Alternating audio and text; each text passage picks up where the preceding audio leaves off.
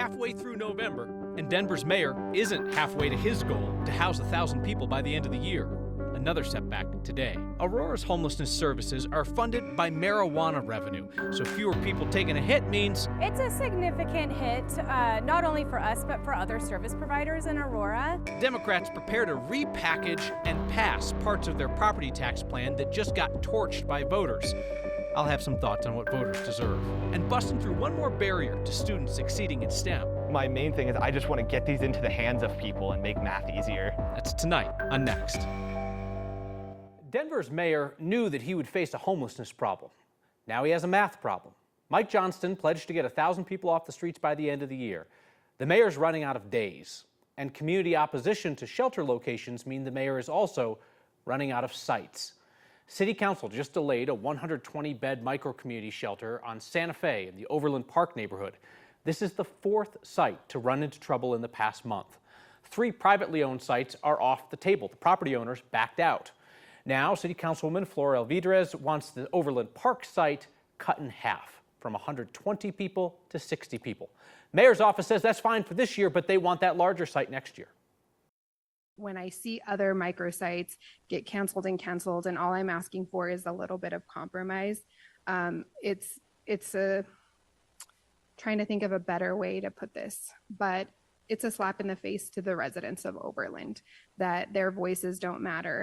I want to push on the notion that we're not negotiating here. Okay, so we have been negotiating. So the first site plan that we showed to the community showed 155 units. That Overland Park site was one of a handful that the city hoped to have occupied by the end of the year. Mayor says he wants to have 1,000 people sheltered by then. They have about 300 at this point. It's mid-November. Aurora's latest challenge in helping the unhoused is some funding that has gone up in smoke, or rather, a lack of it. Our Kelly Rinke shows us how a drop in cannabis sales could close a shelter. Buying weed in Aurora brought in a lot of green. Tax revenue generated more than $3 million to fund homelessness programs this year. But sales aren't looking good for 2024. It produced a lot of anxiety. We run 2 safe outdoor spaces out in Aurora. Kristen Beluyet with Salvation Army says the drop is significant to their funding. The provider asked Aurora for $1 million in marijuana tax revenue to support its 2 pallet shelter sites. The city has said with the shortfall, they could only give them $180,000. It's scary in that if we don't have funding, we have concerns about how we're going to be able to continue operating those services. In a meeting with council members in October, Aurora's manager of homelessness programs laid out those gaps. In 2022 and 2023, marijuana taxes generated more than $3 million in funding each year. For 2024, the city projected that to decline to $1.4 million. So we're really committed to make sure that services are not being cut as much as possible. Today, Emma Knight attributed the gap to fewer sales and not having as much money left over to carry into the next year. I think we've seen it declining for the past few years, and what we've been asking of our providers is that they start also looking elsewhere for funding. We do actively pursue different requests for proposals, whether it's from the state or other sources, but we haven't secured additional funding for the site despite our efforts. Beluyet says Salvation Army isn't having luck finding money elsewhere. They're leaning on the city to help cover temporary housing for dozens of people. So we need Aurora to partner with us to do that as a municipality and allocating their resources. Now, a proposal from the city could be introduced on Monday. Aurora Councilmember Allison Coombs says she's asked if there's extra money from the general fund that could help close these gaps, but it's really unclear if this idea would get support from other council members. Obviously, Salvation Army has a big presence in Denver as well, where we have also seen marijuana revenues drop. And so I asked, is your funding being impacted there? And she said no. She actually believes that their funding is more tied to that general fund rather than from tax revenues. So right now, they're not seeing any impact for 2024. All right, Kelly Rinke, thank you. Colorado voters just demolished Democrats' Prop HH plan by 19 points on election night. But Democrats are in complete control at the state capitol, so what voters want may not matter here. Today we learned that Democrats are preparing to repackage some key parts of Prop HH and then pass them during this weekend's special session. Like Prop HH, Democrats' proposal would change the way property taxes are calculated next year. $50,000 of your home's value would be tax-free, and the statewide assessment rate would be lowered. Like Prop HH, Democrats' plan would change Tabor refunds to send everyone the same amount, essentially redistributing money from higher income earners to lower income earners. And the proposal would use Tabor funds to expand tax credits for low-income households. Politics guy Marshall Zellinger asked Democratic leaders if this is just a revamped Prop HH. So the thing that people voted no on, what is your message to them that you're kind of using it and enhancing parts of it? So Marshall, you and I have had this conversation before, which is that people probably vote no on a ballot measure for all kinds of reasons. There was a lot in HH. And so there are aspects of it that were probably more popular than other aspects. There's a lot in HH that's not in this package, actually. We're not addressing the senior homestead piece. I'm not certain that we have any evidence that there was some kind of overwhelming opposition to that senior homestead tax break becoming portable. No matter what you believe about tax policy, I bet you believe in honesty and respect. The Democrats who control government in Colorado should show more of both to voters. Democrats have to decide whether they're going to go after Tabor refunds again, right after voters rejected their Prop HH tax plan by 19 points. That's a nearly 20-point loss for Democrats, and the state where Democrats have been winning statewide by nearly 20 points. Was that a wake-up call? Nope. Democrats are saying that there's no way to know if the shellacking is because Coloradans want to keep their Tabor refunds, because you know, that Prop HH was just so darn complicated. Who made it complicated? It was the Democrats who put Prop HH on the ballot, knowing that it was at best complicated and at worst deceptive. And I would bet that they know that the overwhelming opposition to their tax plan was because Coloradans want to keep their Tabor refunds. Why can we assume that? Well, because Democrats' messaging on Prop HH misleadingly claimed that it preserved Tabor refunds. Come on, you wouldn't say that unless it's what voters wanted to hear. What I'd like voters to hear is more honesty and more respect from the single party that controls state government. So what to do with property taxes is going to be back on your ballot next year because the special session can only do a one-year fix. Two groups that work for more conservative policies already have ballot measure ideas. Conservative opponents of Prop H have unveiled a ballot measure to cap property tax revenues at 4% each year, 4% increase. Now a business group that was on board with Prop HH is going to jump ship, and they're going to go to voters with a proposal of their own. Colorado Concern will run an initiative that would return residential and commercial property values to 2020 levels. That would be 35 to 45% down in the metro area, up to 70% lower in other parts of the state. The business group's proposal would also cap property tax increases. They would cap it at 2.5% each year. So it took 17 months, but one of the police officers involved in Christian Glass's killing up in Silver Plume is now taking responsibility. Former Clear Creek County Deputy Kyle Gould pleaded guilty to failing to report use of force by peace officers and failure to intervene. He was off-site that night, watching a live stream when he gave the order to break into Glass's car as that young man was having a mental health problem. Within moments, Glass was shot and killed. Gould's going to get 2 years probation, he'll pay a $1,000 fine, and agree to never work in law enforcement in Colorado again. The judge says she wants everybody to move on. Glass's family says that's impossible. He's accepted responsibility. It's really hard. I mean, he's working. He says, move on with his life. Yes, he says, Mr. Gould wants to move on and move on with his life. And we were like, lucky for him, he gets to move on with his life. We're just trapped in this pain. Sally and Simon Glass have been front and center through all of this. Another officer faces more serious charges, including second-degree murder. He's pleaded not guilty. We're not trying to intimidate you. We're not trying to micromanage you. But it sure would be a shame if something happened to your library. County leaders say the library should have listened to their request to ban some books. A federal court refuses to let Aurora police off the hook for how they dealt with social justice protests in 2020. And a Cherry Creek student who will not allow his disability to hold him back. And he's come up with new technology to help others.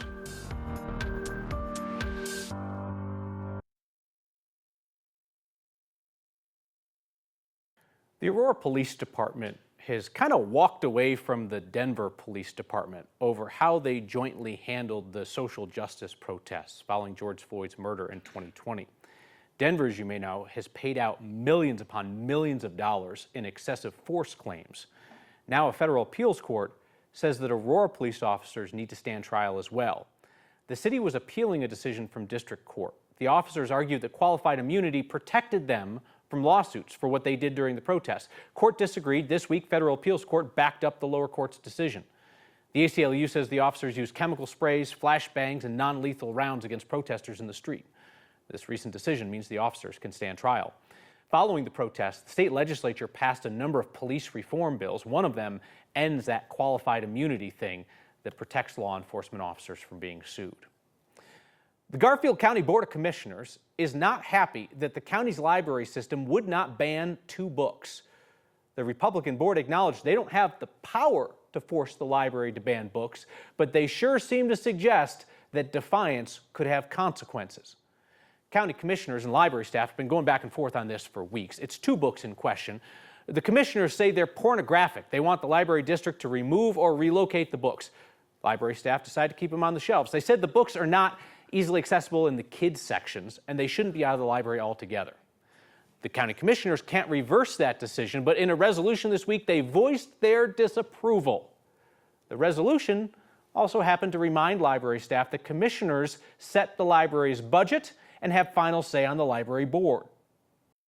Board of County Commissioners have 2 duties: to review the budget and to approve or not any board member that comes before us. I'll take it back. Number 3 is to work with you to make sure that you have a positive community library system. It's a resolution of disapproval. It's not a directive from the Board of County Commissioners. We don't have any legal authority to direct you to do one thing or another. The Board of Commissioners repeatedly insisted they were not trying to intimidate the library with the resolution about their budget and their leadership. They said they were just defining their limited power. Shortly before passing that resolution, they rejected a candidate for the library board, called her an activist. Warm day start to finish. Kathy Sabin is here with weather.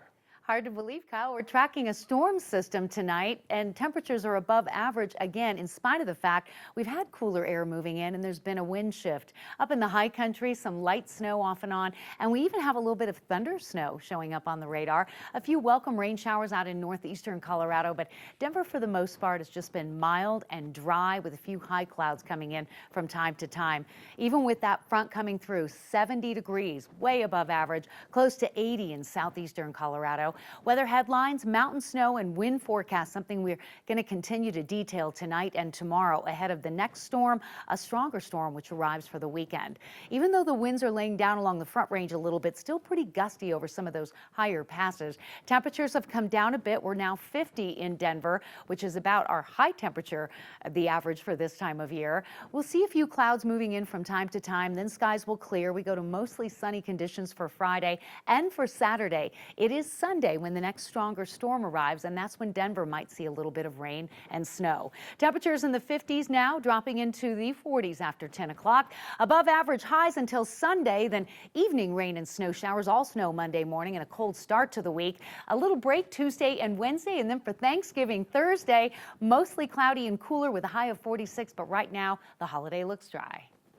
I want to see the unemployment rate among blind people go down, and it feels awesome to be a part of that. It should feel awesome, because that Cherry Creek student is using his passion for math as well as his lived experience to help out others. That's next.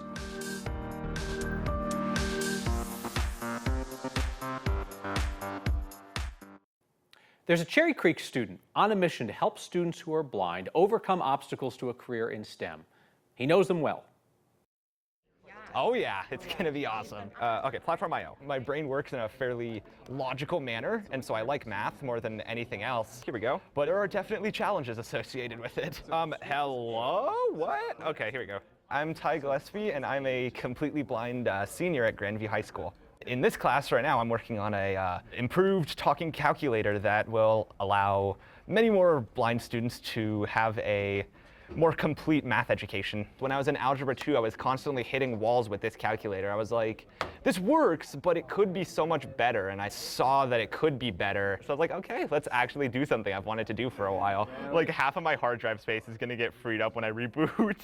It's kind of unfortunate that there aren't a lot of blind people that get to a high level of math, but I think one of the main reasons for that is because the tooling doesn't really exist to allow them to do so. Ooh, oh, okay, that's actually not too bad then, just replug. I don't want to do this for like financial gain. Obviously, it would be really cool if I could live off making calculators for blind people, but that's my main thing is I just want to get these into the hands of people and make math easier.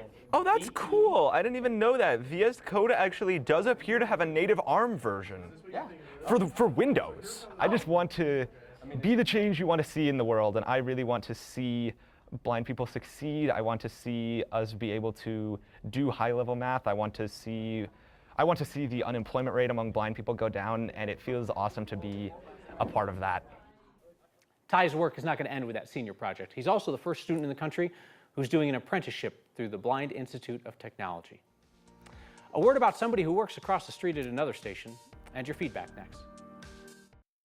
A legend in local news in Colorado retires tonight over on Channel 7. More importantly, ask anybody. Ann Trujillo is gracious and kind without exception, and she's been a trailblazer for Latinas in journalism. She'll sign off from Denver 7 tonight after 39 years on the air, an incredible run. Our Marshall Zellinger reflects on Ann Trujillo's career and his time working alongside her. And good afternoon to you. I'm Ann Trujillo. That smile, that kindness, that compassion, that's pure Ann Trujillo. She is exactly as you see her on TV, calming a community in difficult moments, cheering on her favorite team in celebration. She's been a fixture on Denver TV News since 1984, 39 years at the same station. Styles have changed, studios look different, but Ann has always been the same trusted journalist. I was lucky enough to spend 7 years with Denver 7's main anchor, and tonight I'm both proud and profoundly sad to see her sign off one last time. Your feedback tonight. James writes in to say, you are constantly railing on the Democrats via your one-sided version when it comes to Prop HH, property tax policy. James says, tell people what you would do, what you would change. Well, I thought I said it in the commentaries, James. I would tell people the truth. I think that anybody, regardless of what kind of tax policy they support, whether it's progressive or conservative or whatever, if you're an elected official, you should tell the truth. My job here is not to tell you which tax policy to prefer, but to advocate for what I think are shared values in our community, like honesty and respect. I don't think in a pretty blue state that honest, straightforward, progressive tax policy fails by 19 points. Look at Prop CC that would have taken away TABOR refunds back in 2019. It lost by only 6 points. I think people should tell the truth. Jen says, I'm very confused. You're promoting a biased viewpoint. You seem to be favoring Republican views. That's the thing. I can't be honest when I criticize the folks that you dislike, but not